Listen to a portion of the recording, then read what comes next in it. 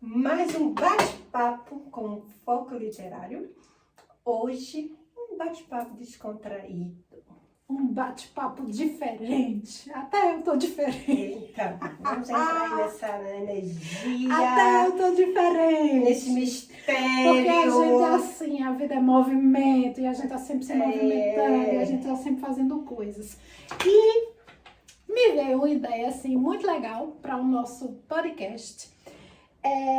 Por exemplo, as pessoas estão acostumadas a conhecer sempre o nosso currículo. Por exemplo, a gente vai para uma empresa, a gente tem que apresentar o nosso currículo, aquilo que a gente fez, aquilo que a gente faz, no que a gente trabalhou, no que a gente trabalha, quais são as nossas experiências. Nossos hobbies. Os hobbies normalmente são colocados também. São colocados também, mas normalmente não tem essa importância, é mais o seu lado profissional, é mais a sua coisa, assim, né?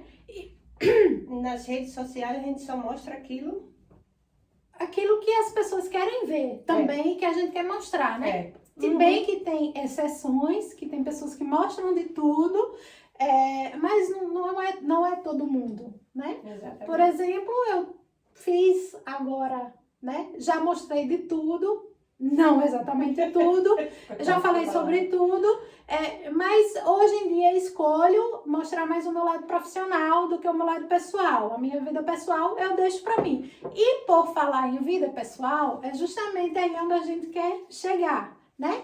Existe todo esse currículo, todas essas coisas, mas existem coisas que você faz que pouca gente sabe. Exato. Ou que você já fez e pouca gente sabe, né? Ou que está lá enterrada no baú. E tem uma coisa, assim, que eu amo fazer e que pouca gente sabe, inclusive a Ati descobriu isso hoje, né? A gente descobriu isso hoje, a gente tem o quê? 5, 6 anos de amizade já, né? E ela descobriu isso hoje. E é uma coisa que eu amo fazer. Eu fiz muito na minha adolescência, e aí veio filhos, veio vida de adulto, né? E eu acabei deixando de lado. Mas não quer dizer que eu não goste. Deixar de lado não quer dizer que você não goste. Então, assim, quando eu faço isso, eu me sinto, assim, no paraíso. Me parece com você, sabia? Me parece com você. E essa coisa é xadrez. Na minha adolescência, eu participei até de campeonato de xadrez na escola. Muito chique. Eu cheguei a ser finalista em campeonato de xadrez na escola. Neta de estar, né? Então, assim, o que não era típico para minha época, né? Tinha meninos que jogavam xadrez, mas meninas jogando xadrez era muito raro, né? Era muito raro meninas jogando xadrez. E eu já tinha feito tudo que é esporte, fiz até salto em distância, voleibol, basquetebol. Eu fui muito ativa, assim, na minha infância e adolescência. Eu sempre fui muito enxerida, não sabia jogar nada, mas estava lá em tudo, metida em tudo, Já né? Eu não. E no xadrez, eu me encontrei. E era a turma, assim, de adolescência, acho que lá pra 4ª série, 5ª série. Não, já tava no colégio normal. Então já era 5ª ou 6ª série. Não consigo lembrar bem, mas já era já no colégio normal. Então eu já tava da 5ª pra 6ª série por aí.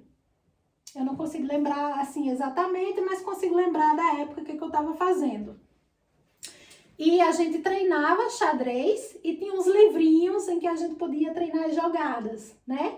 E aí chegava lá nos jogos escolares e tinha a modalidade, né? E eu participei também da modalidade de xadrez. E foi assim muito tempo. Inclusive tinha um amigo que esse eu nunca esqueci, né? Era um amigo que fazia xadrez também, que ele sempre fazia algo assim com a boca que era... E sempre isso ficou muito na minha memória. O nome dele era Antônio. Então, Antônio, se você lembra de mim e estiver vendo esse vídeo, isso, você fazendo esse barulho, tipo... Eu nunca esqueci. Toda vez que a gente ia jogar xadrez, ele fazia isso, né? Que era na hora que ia começar e a gente pegava lá os livros para aprender as jogadas e tudo. Então, assim... Depois que eu tive as minhas filhas, eu nunca mais tinha jogado xadrez na vida. E isso passou, assim, mais de 20 anos. Como que veio na sua cabeça hoje isso? Hã? Como é que veio na sua mente essa história? De histórias que as pessoas não sabem sobre a gente. Sim, mas né? como é que você lembrou, assim, de algo sei. que você já Veio veio? na memória isso. E em 2020 eu tive a oportunidade de jogar xadrez com um amigo meu, um amigo suíço. E eu lembro que foi a primeira partida e durou mais de 6 horas, né? E assim, era interessante porque ele estava sempre jogando xadrez. E eu já tinha muito tempo, né? Mais de 20 anos que eu não jogava xadrez. Isso que as minhas filhas tinham nascido que eu não jogava mais xadrez. As minhas filhas já têm mais de 20 anos, Pois né? é. Então, Comigo isso aí mais não de dava. 20 anos que eu não jogava xadrez. E a primeira partida que a gente teve, ele acabou vencendo a partida, mas foi uma partida difícil, né?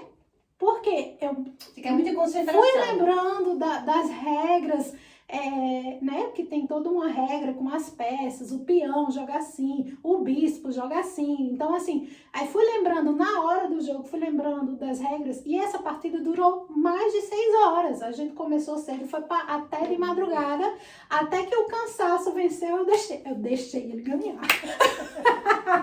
Não, esse não dava pra mim, não. Coisas que eu tenho que me concentrar muito. Uhum. E analisar e ficar ali sentado olhando, esse não é não. Mas esse é um fato meu que pouca gente sabe, pouca gente conhece, e que faz parte de mim, faz parte da minha história. E eu amo xadrez.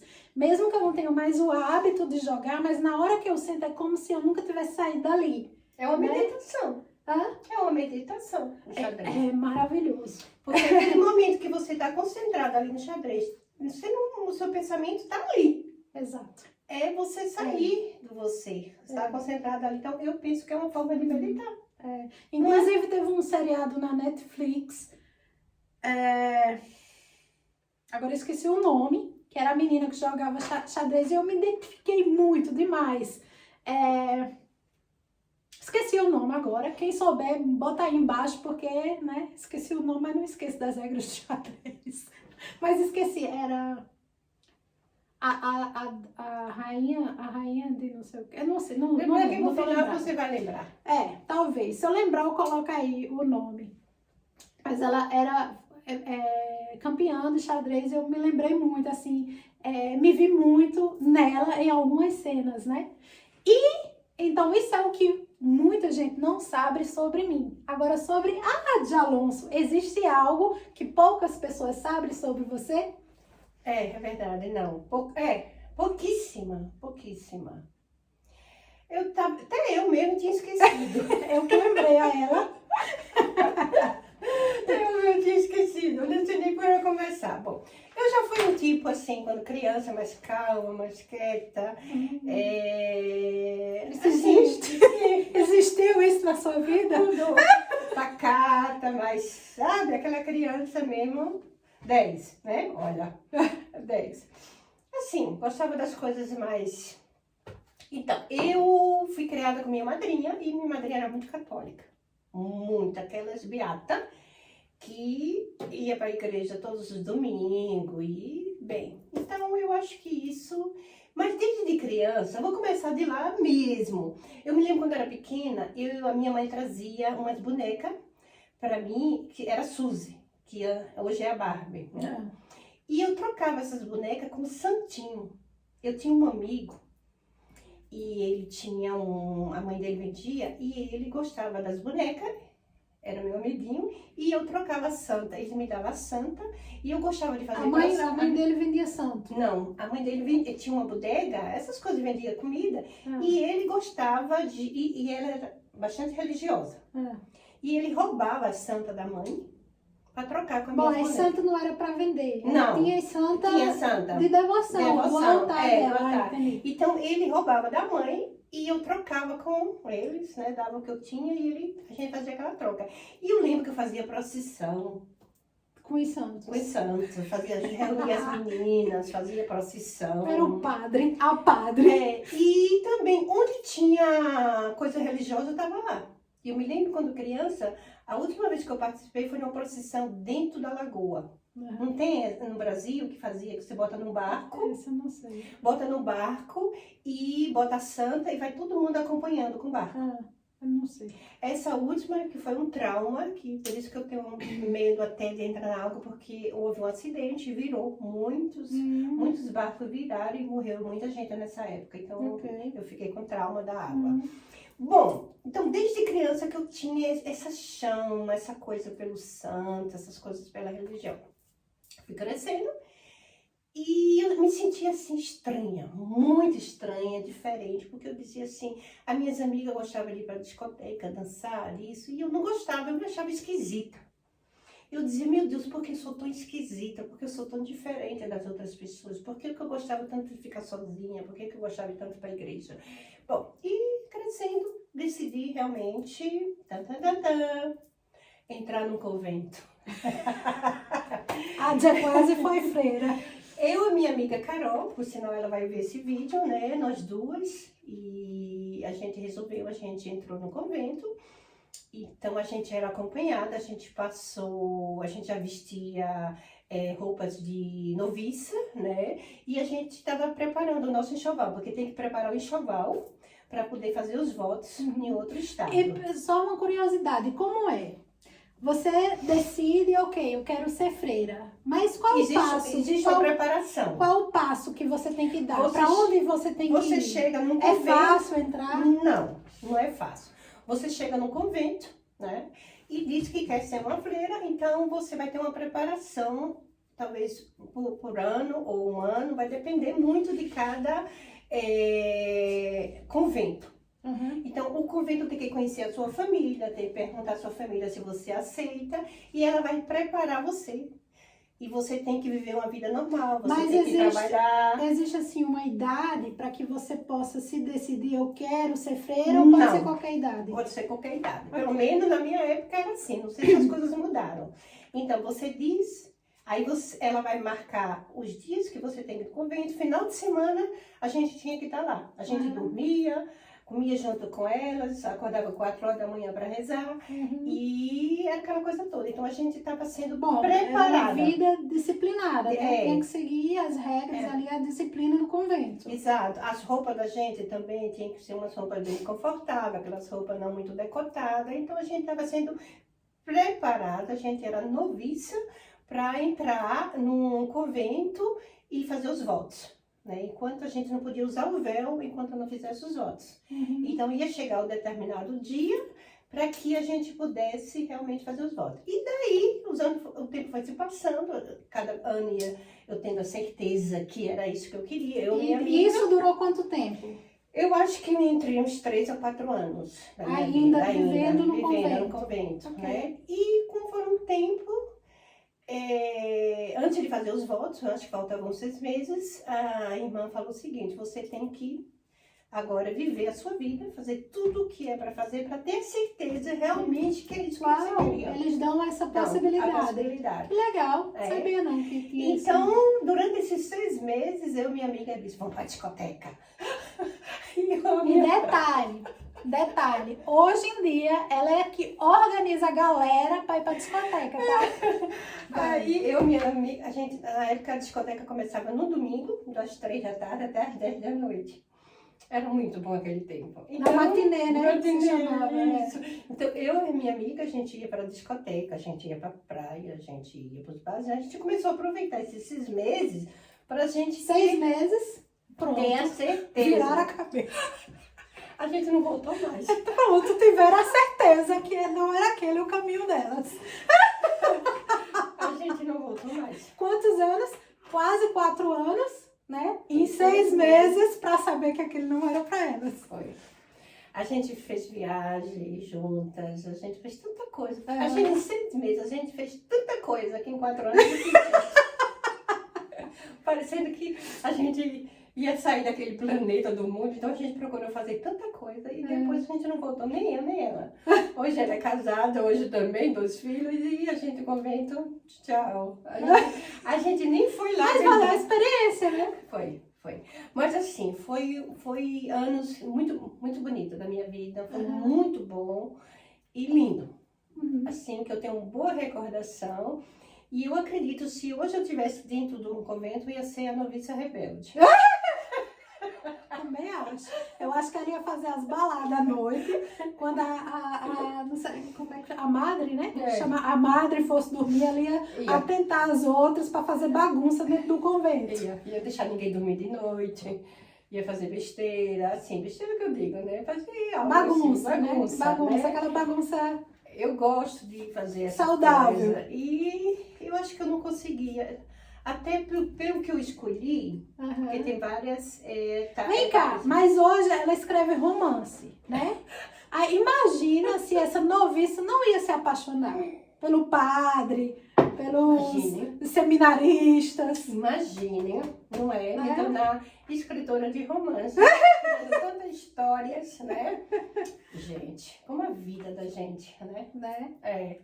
Então, assim, escreve aí. Você sabia que a Ádia um dia já foi noviça? Você sabia que eu joguei xadrez? Pois é.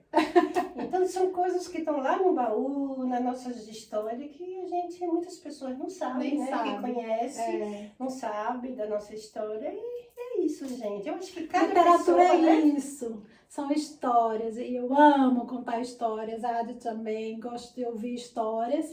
E assim a gente vai levando o nosso tempo, levando aqui nosso podcast, trazendo coisas aqui para vocês, trazendo pessoas, trazendo entrevistas. A gente é meio bagunceira, mas a gente também faz as coisas legais também. A gente traz uns convidados legais que trazem coisas assim de bastante relevância para vocês também. Então, assim, não é só bagunça, que é uma mistura de tudo. Exatamente. E de espontaneidade também. A gente liga a câmera, né? Às vezes a gente tem uma ideia mais ou menos de qual o tema que a gente vai falar, mas assim, mas não é algo roteirizado. A gente liga a câmera e vai falando, seja o que Deus quiser.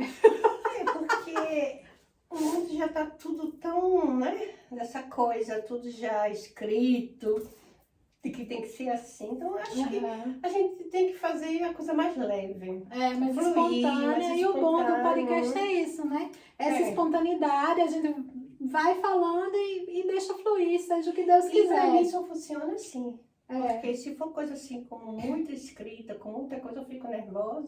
E sem medo, sabe? Sem medo de ser você. Porque quando a gente fica muito assim, cheia de dedos, sabe? Mas tem uma coisa que eu gosto muito de leitura, gosto de filosofia, gosto de coisas diferentes. Eu sou muito eclética, eu gosto de várias coisas. E também gosto de dançar funk.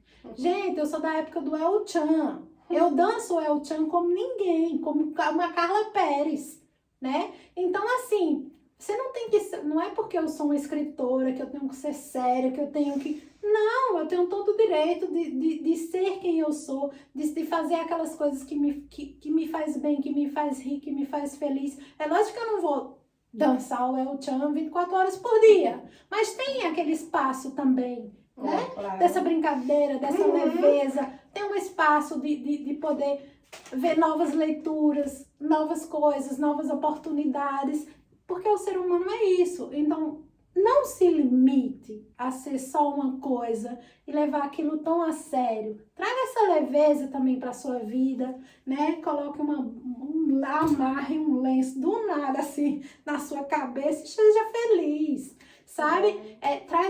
Traga leveza para sua vida. Não seja só essa coisa dura com você mesmo, né? Seja feliz, respeitando o seu espaço, o espaço do outro, né? Tendo esse respeito, essa consideração, essa empatia, de também não sair falando tudo aí que você quer. Com respeito, valorizar os seus valores, tudo com equilíbrio. Equilíbrio e limites, né? Porque essa vida a gente precisa, né?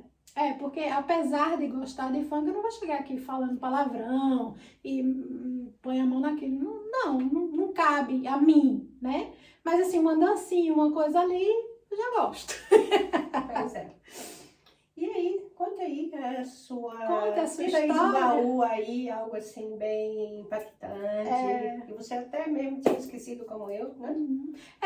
Talvez até você nem queira contar pra gente, nem queira escrever, mas com certeza a gente contando a nossa história te lembrou de algum fato que as pessoas não sabem sobre você. Né? Exatamente. Então Ficamos por isso. aqui. Tchau. Espera que eu vou Até bater o... Ah, é. Não, ela agora tem esse negócio aqui, ninguém... Né, Paulinho de ação.